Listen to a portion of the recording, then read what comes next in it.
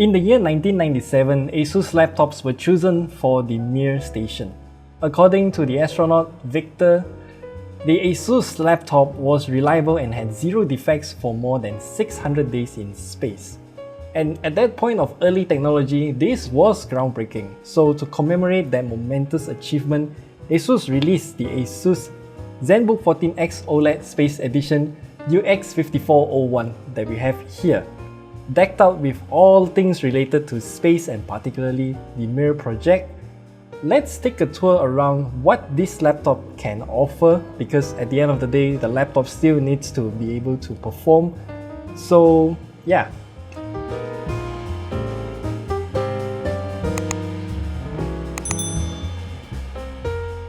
Okay, so the ASUS Zenbook 14X OLED Space Edition UX5401, we won't talk much about the unboxing experience because we have another video dedicated for that you can watch at the top right corner there. What we'll talk about are the two things that are highlighted in the name of this laptop, which is the design and the screen. So this laptop literally went ham with all of the space-inspired design, and somehow ASUS managed to make it look and feel retro but futuristic. You know that era of cartoons where the villains take over the world with just a floppy disk? Yeah, it feels like that generation of laptop. The overall design of the laptop has a lot of orbits here, as you can see, and ASUS says it's Morse code for something that can be deciphered into a message, but I'm not trying to pronounce it the entire Morse code because it's Latin, I guess. And we also have a 3.5-inch OLED ZenVision screen on the lid here, which I think it makes the entire laptop look more retro because of its rectangular shape.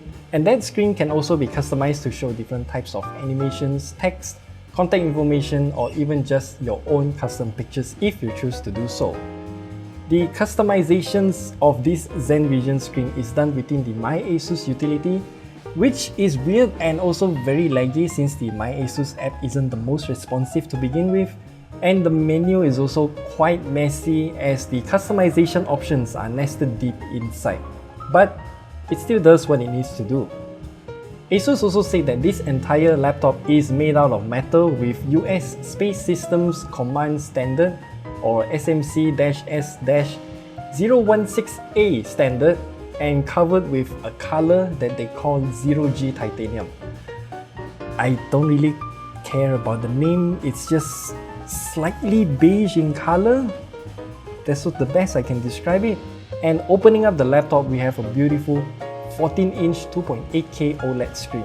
Specifically, it has a resolution of 2880 by 1800 with an aspect ratio of 16 by 10 and a refresh rate of 90 Hz. Obviously, we took out our color meter to test it out too. And at 100 nits of brightness, this OLED screen can reach up to 100% of sRGB and 99.92% of DCI-P3 color gamuts with a very low delta E number as well. As for the maximum brightness, this OLED screen can only reach up to about 350 nits of brightness, which is plentiful for the dark void of space, but definitely not enough under direct sunlight here on Earth. One thing I also realized is that this OLED panel, like many other ASUS laptops with OLED screens, it splits the operating mode in two. So if you're using it at or above 55% of brightness, then it will operate in DC dimming mode, whereby anything lower than 55% of brightness will operate in PWM dimming. Why this matters is because PWM dimming is essentially the screen pulsing really quickly so that our eyes perceive it at certain levels of brightness. Faster pulses will result in higher brightness, and slower pulsing will result in a dimmer screen. And some people can actually see this flickering happen, so it could be distracting and also fatiguing for your eyes. And that is why ASUS also tells you to take a rest if your eyes are feeling tired. I also realized that Windows 11 doesn't automatically change the refresh rate of this screen to 90 Hz, so we'll have to head into the settings menu to change that ourselves. The keyboard of this laptop is magnificent to type on and I don't have any complaints. The layout is fantastic, and better yet, the keycaps are also using the same 0G titanium color as well. And except for these two keys, the power button and also the space bar, because, you know, space. The trackpad is also pretty good overall, barring that our unit has a faulty trackpad. It still works and tracks really well, it's just, yeah, having this issue. But the numpad and also this calculator shortcut still works. Oh, I should also mention that this laptop has a touchscreen as well. It works really well, although Windows 11 in itself is not really friendly with touch displays. Watch our video at the top right corner there to know more.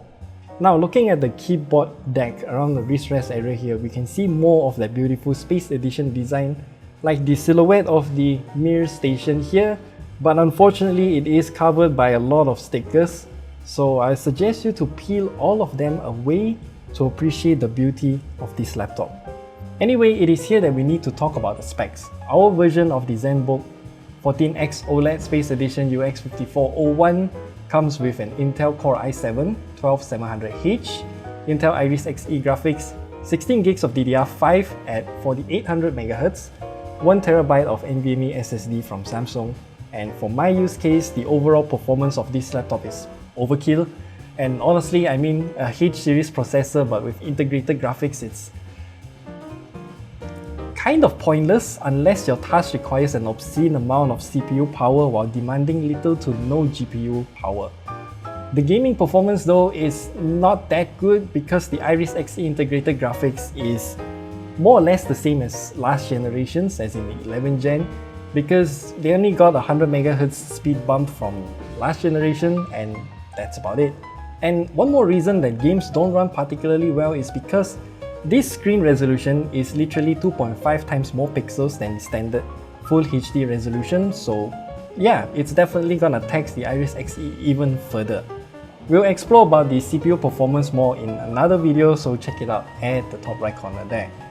Overall, I'm impressed by what the 12th gen Intel Core CPU can do, but Iris Xe is just, it definitely needs some upgrade. Perhaps the reason why Intel didn't upgrade the Iris Xe is because the Intel Arc discrete GPUs is coming soon. I'm personally curious to try that out as well. I also tried opening the bottom panel of this laptop to see what's upgradable, and as usual, I tried unscrewing all of the visible screws, and then I discovered there's hidden screws underneath the rubber pad, which is definitely not a good sign. And then after removing all of the screws, I tried to separate the pieces. And no matter what I did, sliding in a card in between, trying to look for plastic clips to unhook, all of my effort was futile. For some reason, the back plate cannot be taken off since there's something like a hook holding around the middle part here, so I can't separate it. And then comes the battery life of this laptop. I actually got about 6 to 7 hours of battery life at 55% of brightness for that sweet DC dimming at full resolution and full 90Hz refresh rate too, while operating at the Whisper power profile, of course. And in terms of number of hours, it doesn't sound magnificent since it's kind of in line with what the last generation can do, but considering that we got an upgrade in terms of resolution and refresh rate of the screen, and also using a H series processor at the same time instead of a U series, that's an amazing leap in terms of power efficiency. As for the ports, this laptop has a great selection of ports, but the placement is not ideal. ASUS decided to put both Thunderbolt 4 ports on the left side, but I really wish one of them to be on the right side instead, especially since this laptop can only be charged via USB Type-C port. And also thanks ASUS for still retaining one USB Type-A port, and thanks once again for disguising the microSD card slot to look like one of the fan vents. I nearly got pranked. Anyway, this laptop, despite being the special Space Edition, it's not really that expensive. Here's a handy chart displaying the versions available here in Malaysia.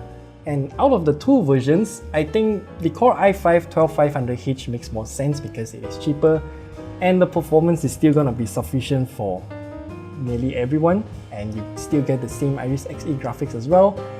Yes, the SSD got cut in half in terms of capacity, but hey, you save 900 ringgit in total.